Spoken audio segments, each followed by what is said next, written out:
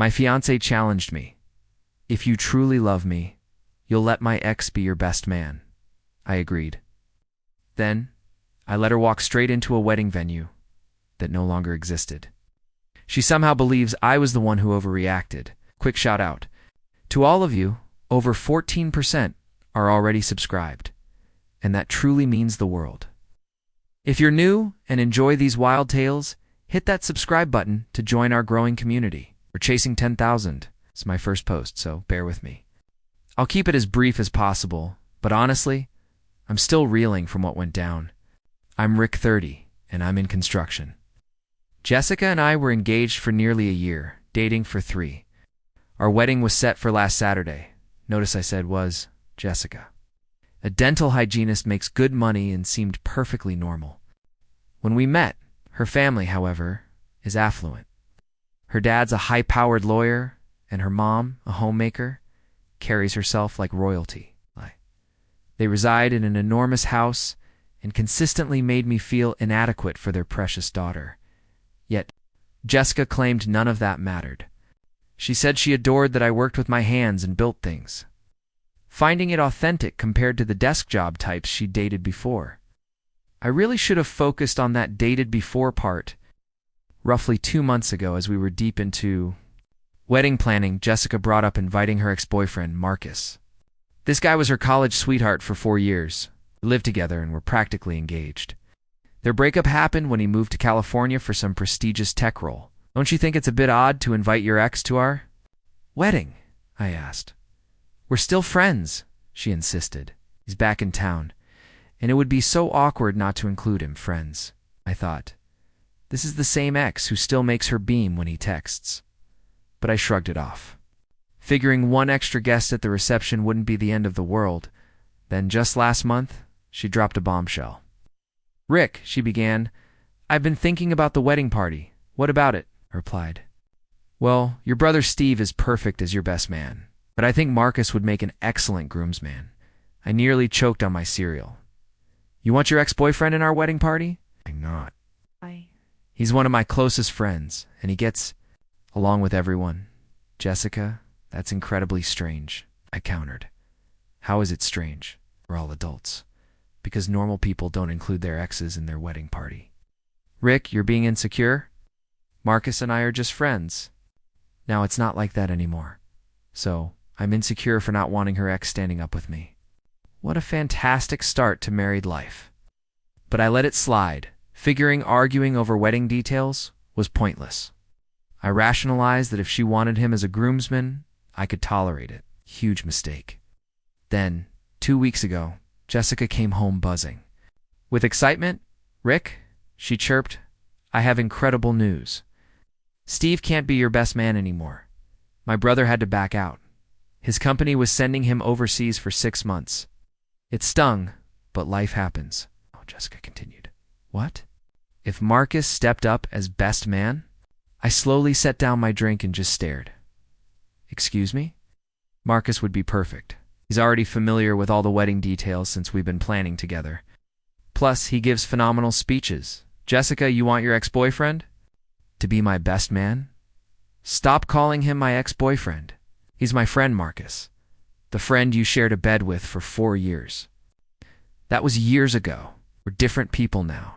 Different how? You still light up when his name pops up on your phone. I do not. Jessica, last week you spent 2 hours on the phone with him discussing his new apartment. We're friends. Friends talk. I just looked at the woman I was supposed to marry next week, and she was passionately arguing that her ex-boyfriend should be the most significant person at our wedding apart from us. Jessica, this is absolutely insane. Insane is your jealousy. If you truly loved me, you'd trust me enough to have Marcus as your best man. And there it was. The ultimate loyalty test. If I truly loved her, I'd be okay with her ex-boyfriend holding our rings and delivering a speech about our relationship. You're seriously asking this of me? I asked. I'm asking you to show some maturity. Marcus is important to me, and if you can't handle that, maybe we shouldn't get married. Another ultimatum. Let her ex be my best man, or the wedding was off. I watched Jessica, completely worked up over her ex's role in our wedding, and something just clicked. You know what? You're absolutely right. I am, she asked, surprised. Yes. If I truly love you, I should be completely fine with Marcus being my best man. Really? You mean it? Of course. Marcus should definitely be part of our special day. Jessica threw her arms around me, immediately pulling out her phone to text Marcus the good news. I watched her face glow as she informed her ex-boyfriend he'd be standing next to me at our wedding. That's when my mind was made up. The very next day I contacted the venue. Good thing I'd been the one managing all the vendor contracts, as Jessica was always too swamped with work. Hi, this is Rick Martinez. I need to cancel our wedding for this Saturday. Oh no, is everything okay? They asked. Family emergency. We need to postpone everything. I'm so sorry to hear that. Unfortunately, canceling this close to the date means you'll forfeit the full deposit and still owe cancellation fees. I understand, I replied. Let's cancel it. Then I called the caterer. Same script. Family emergency. Cancel everything. Photographer, DJ, florist, bartender. I contacted them all. One by one, I systematically canceled every single vendor for our wedding. All the while, Jessica was at work, meticulously planning Marcus's best man speech and bachelor party. She had no clue the wedding she was so thrilled about had simply ceased to exist. By Friday, everything was officially off. No venue, no food, no music, no flowers, no bar, nothing. Friday night, Jessica was practically glowing, gushing about how perfect the next day would be. I can't wait for you to hear Marcus's speech. He showed me his notes, and I actually cried. I'm sure it'll be unforgettable, I said. Having him as your best man shows everyone how secure and mature you are. I'm very secure in our relationship, I affirmed. Saturday morning, Jessica departed at 8 a.m. to prepare with her bridesmaids, hair, makeup, photos, the whole grand. Production, I got dressed and drove to the venue around noon. The place was utterly deserted, doors locked, parking lot empty, no staff, no decorations. I parked and waited. Around 1 p.m., cars began to trickle in. Wedding guests looked perplexed by the locked building. Marcus, in his tux, frantically tried calling someone. By 2 p.m., about 30 people were milling around outside, bewildered. Had already left to contact us or figure out the situation. That's when the bridal party arrived. 2 cars full of bridesmaids, followed by Jessica in a white limo. She emerged in a stunning wedding dress, looking like she'd stepped out of a magazine. Her gaze swept over the empty parking lot and locked doors, her confusion deepening by the second. Marcus rushed over, looking panicked. Jessica, something's wrong. The venue's locked, and nobody's answering phones. That's when I stepped out of my car. Hey everyone, Rick. Thank God. Jessica looked relieved. Something's wrong with the venue. They're not here, and everything's locked. Oh, that. Yeah, I canceled the wedding. 30 people in elegant attire simply stared at me. What do you mean you canceled it? Jessica's voice was trembling. I called everyone on Monday. Venue, catering, music, photography. Canceled all of it. Why would you do that? You said, if I truly loved you, I'd let you have a wedding with your ex-boyfriend as my best man. So I decided I don't love you that much. A profound silence fell, broken only by Jessica's quiet sobs. Rick, you're being crazy, am I? You wanted Marcus as my best man more than you wanted me to be comfortable at my own wedding? So, congratulations. You can have Marcus without me getting in the way. Marcus stepped forward, visibly uneasy. Look, maybe I should have said no when Jessica asked. Marcus, this isn't about you. This is about Jessica prioritizing you over me. Jessica was now openly weeping, her expensive makeup streaking.